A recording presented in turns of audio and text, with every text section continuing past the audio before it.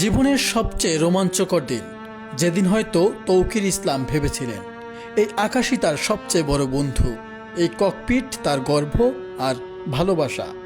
কিন্তু কে জানতো এই দিনটাই হয়ে উঠবে তার জীবনের শেষ দিন।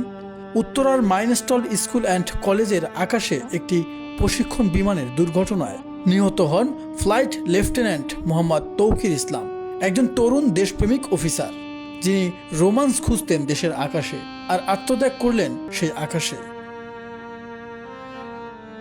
তৌকিরের জন্য এই দিনটি ছিল 8-10টা দিনের মতো নয়।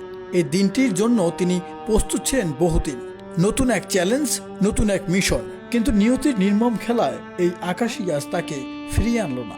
তৌকির শুধু একজন পাইলট নন, তিনি এখন একজন অমর নায়ক, যিনি নিজের জীবন দিয়ে প্রমাণ করলেন দেশের জন্য ভালোবাসা কেবল কথায় নয়, কাজেও।